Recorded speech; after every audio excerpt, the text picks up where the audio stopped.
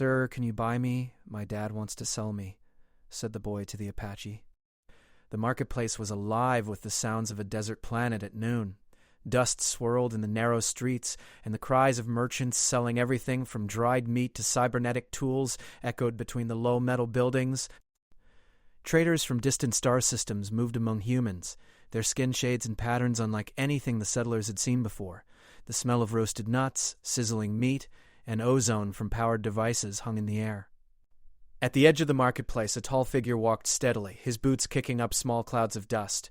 He was an Apache warrior, known among humans and aliens alike, not just for his skill in combat, but for his sense of justice. The faint hum of cybernetic implants beneath his skin made him look almost like a shadow among the crowd, quiet, powerful, and unshakable. His name was Keon. The most who knew him called him simply the Apache. He had been here before, tracking illegal traders who preyed on desperate settlers, but today he was not hunting criminals. He was simply walking, observing, and trying to keep his thoughts free of the troubles of the outer colonies. Then, from the corner of his vision, he noticed a small figure. A boy, no older than 12, dressed in worn, patched clothes that barely protected him from the desert heat. He clutched a small satchel against his chest, his fingers white with tension. The boy looked around nervously, eyes darting from merchant to merchant, and finally, he did something Keon had never seen in one so young. He walked straight toward him. "Sir?" the boy called, his voice trembling slightly, but with a firmness that surprised Keon. "Sir, can you buy me?" Keon stopped and turned fully. His dark eyes narrowed, not with anger, but with confusion. He knelt slightly to meet the boy's gaze. "Buy you?" he asked slowly, his voice calm but heavy with caution. "What do you mean by that?" "He wants to sell me," the boy said quickly, almost in a rush. "He says I'm worthless and that someone else could use me better. Please, can you buy me, sir?" "I don't want to go to him or the traders." The marketplace seemed to fall away for Keon. The cries of merchants, the clatter of alien devices, even the swirling dust faded as he considered the boy's words. Selling a child was illegal, even here on the fringe worlds, but it happened more than people would admit. Keon had seen children forced into labor on mining ships, sent to fight in illegal arenas, and worse. And now standing before him was one asking for help. Keon studied the boy carefully. There was a mix of fear and hope in his eyes, a spark that told him this was no ordinary child. The boy's hair was black and tangled, and his skin was sun-kissed from long hours outside, but there was intelligence in his gaze. Courage, even. Keon felt a tug in his chest that he could not ignore. "Come with me," he said finally, his voice quiet but firm. "We'll talk somewhere safe." The boy hesitated, glancing back toward the street. "Are you sure?" "My dad, he'll—" "I am sure," Keon interrupted gently. "He won't hurt you if I'm with you. Trust me." The boy nodded, and together they moved away from the marketplace, ducking into a narrow alley where the sun barely reached. Keon motioned for the boy to sit on a low ledge, and he crouched across from him. "Now," Keon began, "tell me exactly what happened. Why does your father want to sell you?" He says we are in debt. He borrowed money from the traders, and he says someone else can take me. I don't know what he means, sir. I just know I don't want to go." Keon listened quietly, letting the words sink in. Debts on this planet were serious, and often deadly. He had seen men vanish overnight because they owed the wrong trader too much. But a child? That was something else entirely. "Have you ever tried to escape before?" Keon asked softly. I tried once," the boy admitted, "but he found me. He said I was lucky he didn't hand me over. I don't want to be lucky like that again." His voice cracked slightly, and he looked up at Keon, hope shining despite his fear. The touch was firm but comforting. "You're safe with me now," he said. "I'll make sure no one harms you. But you have to trust me completely. Do you understand?"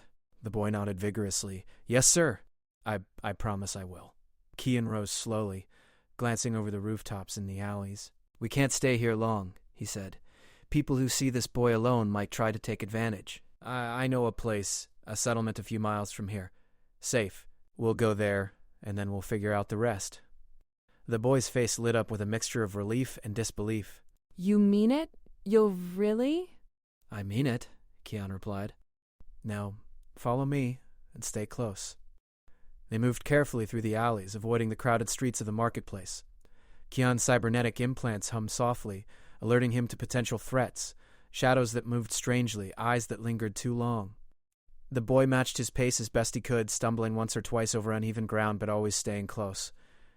As they left the crowded market behind, the desert stretched out before them, endless dunes and rocky outcrops under a harsh sun. The settlement Kian had mentioned was small but fortified, a mix of human and alien architecture, where those who needed protection could find it.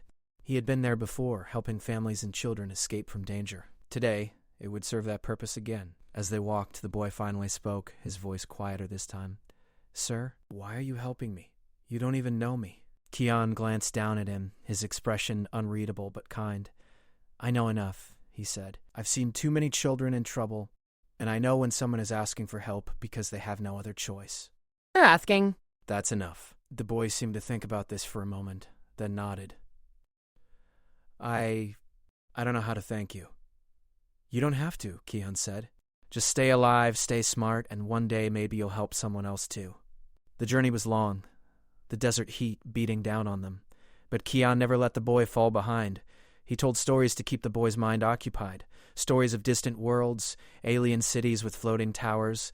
The boy's eyes widened at every tale, and for the first time since leaving the marketplace, he smiled.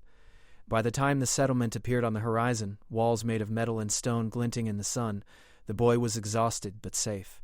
Kian led him to the gates, where guards watched carefully. With a brief explanation, he secured the boy inside the settlement, where a caretaker approached, ready to take the child under her protection. The boy turned to Kian, eyes shining. "Thank you, sir. I don't know what I would have done without you." Kian nodded once, firm but gentle. "Stay safe, boy. Learn well. And remember, courage isn't the absence of fear. It's what you do even when you're afraid." The boy looked up at him, understanding in his eyes. "I will, sir. I promise." Kian watched him go, the dust settling around the settlement as the sun began to dip toward the horizon. He felt a quiet satisfaction. This boy had been given a second chance, a chance that could change the course of his life. And for Kian, it was enough for now. He turned back to the desert, to the path that awaited him beyond the settlement. There were more children to protect, more injustices to right. But for today, he had saved one, and sometimes that was all that mattered. The marketplace, the debts, the dangers, it all seemed far away now. One life had been spared, and that was a victory in itself. Kian mounted his horse, the boy's small hand waving from the gate, and rode off into the fading sun, ready for the next challenge the galaxy would throw at him. The settlement was quiet that evening. Soft lights glimmered along the streets, reflecting off the metal walls and the small alien domes that dotted the area. Children laughed faintly in the distance, and the hum of small hover vehicles drifted lazily through the air. The boy, still clutching his satchel, followed the caretaker to a small dwelling at the edge of the settlement. Kian watched from a distance, his tall frame silhouetted against the fading sun. He had placed the boy in the caretaker's hands for safety, but his mind could not stop turning to the father and the debts that had forced the boy into this desperate situation. He knew the father was not cruel in the traditional sense, but desperation could make people dangerous. The boy settled on a small cot, his eyes wide and restless, but now tinged with a faint sense of relief. I think I'm safe," he whispered to the caretaker, whose kind eyes and soft voice assured him that for now he was. Kian did not linger. He mounted his horse and rode toward the outskirts of the settlement, where the terrain sloped into rocky ridges and dry river beds. He needed answers, and he intended to get them directly from the source. The father's compound lay about 10 miles away, in a small clearing surrounded by jagged rocks. It was modest but well guarded for the region, with scavenged metal sheets forming walls and a single watchtower that overlooked the entrance. Kian dismounted at a safe distance, scanning the compound. He noted movement inside, the father pacing, tense, muttering to himself. 2 men, likely hired guards, stood near the gate. Kian crouched behind a ridge, observing, waiting for the right moment. The father's face was drawn and tired, streaked with dirt and sweat. His hands trembled as he handled a small ledger, scribbling numbers furiously. Kian could see now why he had considered selling his own son, debts stacked high, a traitor's threat looming over him like a shadow. Yet even from a distance, Kian sensed the father's inner conflict. He was a man forced into impossible choices, not a monster. The guards were less vigilant under the dark sky, their shadows long and distorted by the torchlight. Silently he approached, keeping low, using every advantage the terrain offered. Reaching the edge of the compound, he stepped into a small gap in the wall, careful to avoid the dry leaves that would betray his presence. Inside, he moved swiftly, his cybernetic implants subtly enhancing his senses, allowing him to detect sound and movement beyond normal human capability. He found the father alone in a small room at the back, hunched over the ledger. "Kian," the father said immediately, recognizing the figure. His voice was sharp, defensive. "What are you doing here?" "I came to talk," Kian said calmly, "about your boy." "My boy?" the father snapped. "I don't owe you any explanations." "To protect," Kian interrupted firmly. "You don't understand what's at stake. If the traitors find him, if someone else takes advantage of your debts, he won't survive. Children like him don't get second chances." The father's eyes widened, a mix of fear and shame. I didn't know what else to do. The debt, it's too much. They've been threatening me for months. If I don't pay, they'll take everything. My home, my tools, my family. His voice cracked. I never wanted to sell him. I thought it was the only way. Kian studied him carefully. "And the boy?" he asked quietly. "Did you consider how he feels? That he would have to face being sold because of something he never did?" "I thought that he'd forgive me. But I see now I was wrong." There was a long silence. Kian felt the weight of the man's desperation, the way the desert and debts had pressed him into impossible corners. "I will make you a deal," Kian said finally. "I will take your son to safety. He will not be harmed. In return, you must promise to repay your debt in a way that does not endanger him or anyone else." The father looked up, hope and disbelief in his eyes. "Repay? I don't know if I can. The traitors, they are relentless." "You will try," Kian replied. "And you will have time. I will ensure your boy survives, and in the meantime you must keep your word. No more desperate measures." I agree. Anything to keep him safe." "Please, take him. I don't want to lose him. He is brave. He is strong. But he is still a boy. He needs guidance, protection, and a chance to grow. That is why I'm taking him."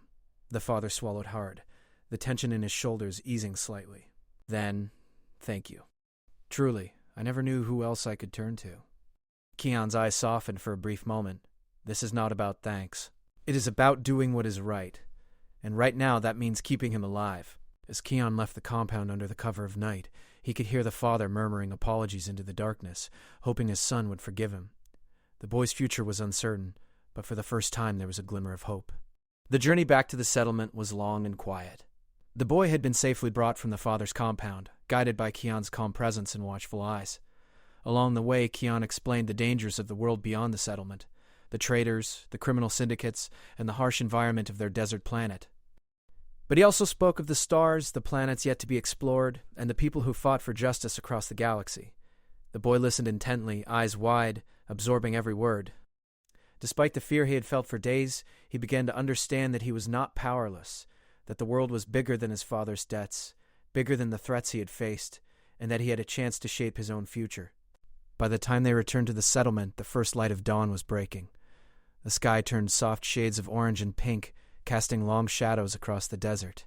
Kian led the boy back to the caretaker's dwelling, where a warm fire awaited, and a simple meal had been prepared. The boy's stomach had been empty for far too long, and as he ate, Kian watched silently, his presence steady and reassuring. "You are safe now," Kian said quietly as the boy finished his meal. "No one will harm you here. But remember, safety is not just about walls and guards. It is about learning, understanding, and preparing yourself for the world." The boy nodded, determination flickering in his eyes. I want to learn. I want to be ready. I don't want to be helpless anymore." "Good," Kian replied. "Then we will start tomorrow. You will learn how to survive, how to think, how to see danger before it sees you, and one day perhaps you will even be able to help others." "Do you really think I can?" "I know you can," Kian said firmly. "Courage is not the absence of fear, but the choice to face it. And you, young one, have already shown that courage." That night, as the settlement slept, Kian stood outside, looking at the stars. The galaxy stretched infinitely above them, full of danger, opportunity, and unknown wonders. And somewhere among those stars, the boy's life had begun anew, a life that Kian had vowed to protect. He knew the journey ahead would not be easy. There would be challenges, threats, and choices that tested them both. But for now, The boy was safe, and that was enough. Kian allowed himself a rare moment of satisfaction, knowing that he had saved a life, given a chance, and perhaps changed the course of one young boy's future forever. The desert winds whispered around him, carrying the promise of new adventures, and Kian, the Apache warrior, would be ready for whatever came next. The sun rose slowly over the desert horizon, casting long golden shadows across the settlement. Kian and the boy had spent the night in the safety of the caretaker's home, but the Apache knew that safety could not last forever. The boy needed more than walls and food. He needed guidance, training, and the knowledge to survive in a harsh universe where danger could come from the most unexpected places. "Today we begin," Kian said, his voice calm but commanding as he helped the boy onto his horse. The boy clutched the reins tightly, eyes wide with anticipation. He had never traveled like this before, never beyond the dusty streets of the settlement, yet there was a spark in him, a curiosity and courage that reminded Kian of his younger self, before life had hardened him. Their journey started slowly, crossing a stretch of rocky terrain that led toward the outer ridges of the desert. Kian taught the boy how to read the land, the way the wind shifted, how to spot tracks in the sand, and how to distinguish between edible plants and poisonous ones. Every lesson was practical, every word purposeful. "You see," Kian said, pointing to the tracks of a small desert creature, "every footprint tells a story. If you know how to read it, you can avoid danger before it reaches you." The boy knelt beside the tracks, tracing them with his fingers. It looks like a tiny fox," he said, amazement in his voice. "How can you tell?" "Look at the depth, the spacing. Its stride is light, quick. It moves fast because it has predators. You must always pay attention. The desert doesn't forgive mistakes." The boy nodded, absorbing every detail. For the first time in his life, he felt like he had a purpose beyond simply surviving his father's debts. He was learning to see the world as it really was, not just as a place of fear. Hours passed, the sun climbing higher, relentless in its heat. Kian stopped by a small oasis, hidden among jagged rocks. The water was cool, a relief from the scorching desert. The boy drank eagerly, then looked up at Kian. "Sir, why did you help me?" I don't even know you," he asked, a voice small but steady. Kian considered the question carefully. "Because it was the right thing to do," he said finally. "I've seen too many children suffer because no one stood up for them, and because I know that courage can come from the smallest spark. You have that spark. I want to help it grow." The boy swallowed hard, his eyes shining. I want to be brave, like you." Kian's jaw tightened slightly. Bravery is not about fighting or being fearless. It's about doing what is right, even when you are afraid. Remember that. They traveled further into the desert, the horizon stretching endlessly before them. At dusk, Kian led them into a narrow canyon, its walls high and shadowed. "We will rest here tonight," he said. "The canyon gives us cover. Predators, human and alien, are less likely to find us here." As the boy helped set up a small fire, Kian spoke quietly about strategy. "You must always be aware of your surroundings. Listen to the wind, the sounds of the rocks shifting. They tell you if someone is approaching. Never assume you are alone." The boy listened intently, then asked, "And what if someone dangerous does come?" Kian's eyes hardened. "Then we face them, but only if necessary. Avoid unnecessary conflict. The clever survive, not just the strong." Night fell, and the stars stretched endlessly above them. The boy gazed upward, awe in his expression. "Sir, the stars, they're amazing," he whispered. "Do people really live on all of them?" "Yes," Kian replied, "and many of them are dangerous. Some hold cities, others deserts, forests, oceans. Some are home to creatures and people that can kill without hesitation. You must learn to move carefully, to survive, and to trust only those who have earned it." The boy shivered slightly, both from the cool night air and the weight of Kian's words. I want to learn all of it," he said. "I want to be ready." Kian nodded. "Tomorrow we begin training in more than observation. You will learn to defend yourself, to move silently, and to think ahead. The world will not wait for you to catch up. You must be ready." The boy lay down near the fire, staring at the stars until sleep claimed him. Kian remained awake, vigilant, scanning the canyon walls, the shadows, the sky. He knew the journey was only beginning, and dangers lay ahead. Space bandits, rogue robots, and the unpredictable desert itself. But he also knew the boy had potential. He could survive, and maybe one day he could thrive. At dawn, the first rays of light illuminated the canyon, revealing a narrow path that led to the outer desert. Keon woke the boy, who was eager to continue. "Today we move fast," Keon said. "The desert is unforgiving in the heat. Keep your focus." Every step matters. As they traveled, Keon pointed out natural shelters, water sources, and safe paths. The boy learned quickly, impressing the Apache with his attentiveness and courage. But the desert was not their only challenge. Mid-morning, a group of scavengers emerged from behind a ridge. They were armed with makeshift weapons and crude blasters, faces hidden behind masks. Their leader, a tall figure with a mechanical arm, raised a hand, signaling the group to stop. "Looks like we found ourselves some travelers," the leader sneered. "A lone boy and—" "What are you supposed to be, some kind of desert guardian?" Keon stepped forward, placing himself between the boy and the scavengers. "Move along," he said calmly. "You don't want trouble. Trouble finds those who try to hide. Hand over the boy, and maybe we'll let you go. I warned you. Leave now, or you will regret it." The scavengers attacked, rushing forward with a mix of blasters and knives. Keon moved like a shadow, striking with precision. His cybernetic enhancements gave him speed and awareness beyond human limits, but he did not rely on them alone. He taught the boy to move, to stay low, and to avoid panic.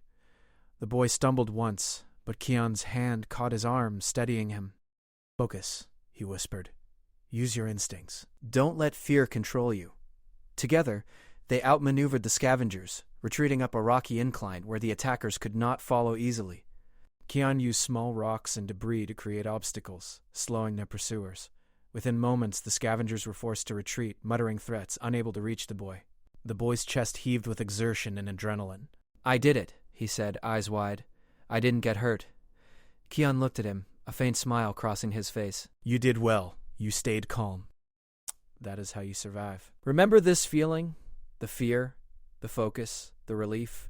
It is a lesson you will carry with you."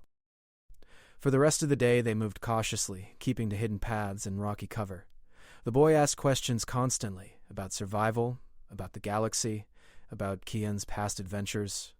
Keon answered sparingly, careful to provide lessons rather than stories that might distract him from the skills he needed to learn. By evening, they found another small oasis. The boy cleaned himself in the cool water, relief evident on his face. I feel stronger already," he said, "like I can handle more than I thought." "You will," Keon replied. "But strength is not just physical, it is mental. It is knowing when to act and when to wait. Today, you learned both." That night, as they rested beneath the stars once again, the boy lay on his back, staring upward. "Sir, will there be more danger?" he asked quietly. Keon's gaze followed the horizon. "Always. The universe is full of danger, but you are learning.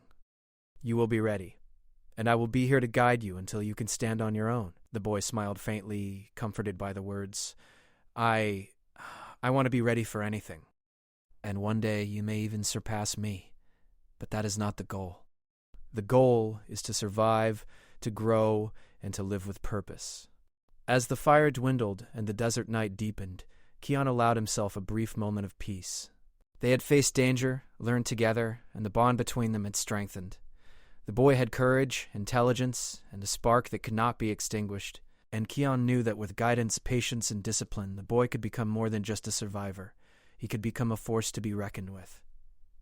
The desert winds whispered across the dunes, carrying the promise of more challenges, more lessons, and more adventures. But for now, they rested, ready to face whatever the next day would bring. And under the infinite stars, the boy dreamed of a future filled with possibility, courage, and hope. The first light of dawn spilled over the horizon, painting the desert in soft shades of pink and gold. Keon and the boy had traveled through rocky canyons, narrow passes, and rolling dunes for several days, and finally, the settlement they had been aiming for appeared in the distance. It was larger than the small settlement they had left behind, with sturdy walls of reinforced metal, small watchtowers, and domed dwellings that reflected the morning sun. Settlers and traders moved about in a controlled rhythm, the place alive with life and purpose. Keon guided the boy down the final slope, careful to remain alert. "We are almost there," he said. "Stay close and do exactly what I tell you. There may be people who want to question you or even test you. You must stay calm and listen." The boy's eyes widened at the sight. "It's huge," he whispered. "I've never seen anything like it." "It is a safe place," Keon said, "but safety is not given freely. You must earn it, just like you must earn your place in the universe." As they approached the gates, a pair of guards stepped forward. They were armed, but their posture was not threatening. One, a woman with a cybernetic arm, spoke first. "Who goes there? Identify yourselves." Keon raised a hand calmly. "I am Keon, an Apache warrior. This boy is under my protection. He comes from the outer settlements. I request entry and safe passage." The guard's eyes narrowed slightly, studying them. "Under your protection, you say? We do not admit outsiders lightly. What proof do you have?" Keon held up a small device projecting a holographic map of the boy's original settlement, highlighting his home and the path they had traveled. "This boy's life was in danger," Keon said firmly. "I can vouch for his identity and for my intent to protect him." The guards exchanged a glance. Then the woman spoke. "Very well. You may enter, but follow our rules and do not leave the settlement without permission." Keon nodded once, understood. The gates opened, and they entered a world of order and care.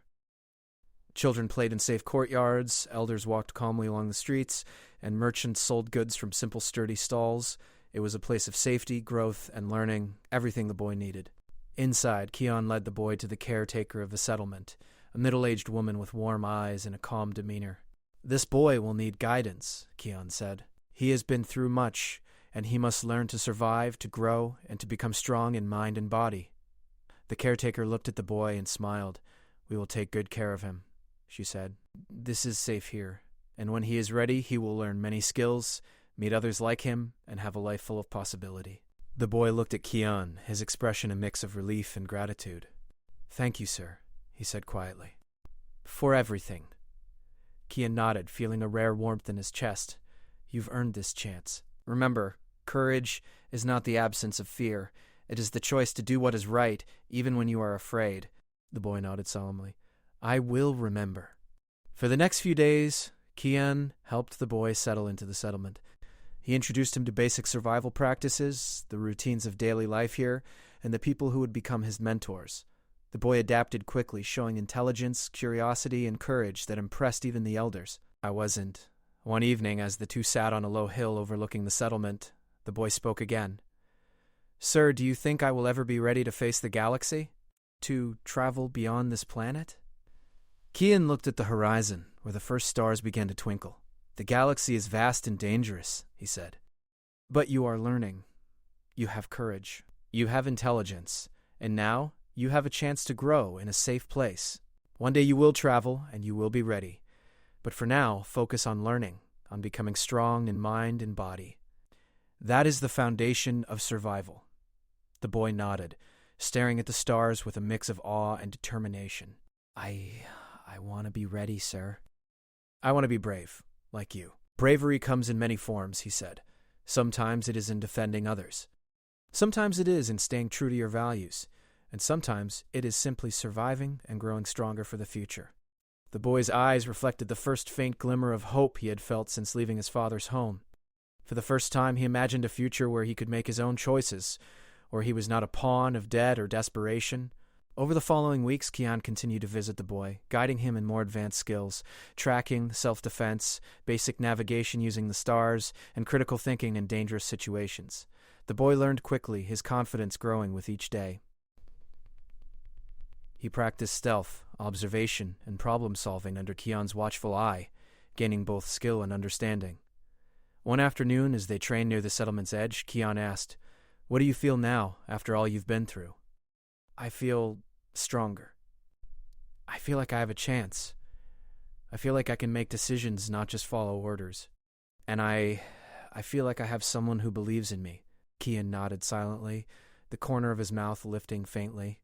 "That belief is important. Sometimes it is all that keeps you moving forward when the world feels impossible. Never forget it." Their routine continued, each day strengthening the boy physically and mentally. But more than that, Keon taught him values, honesty, responsibility, courage, and empathy. The boy grew not only in skill but in character, learning to understand the balance between strength and compassion.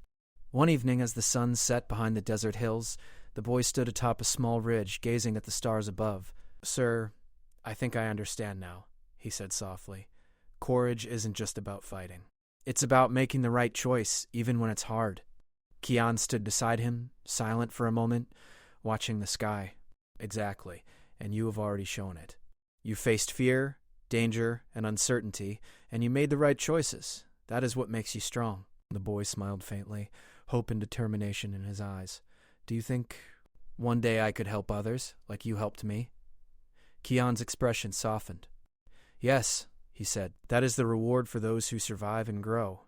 You will have the chance to protect, to guide, to make a difference. And someday you may surpass even me."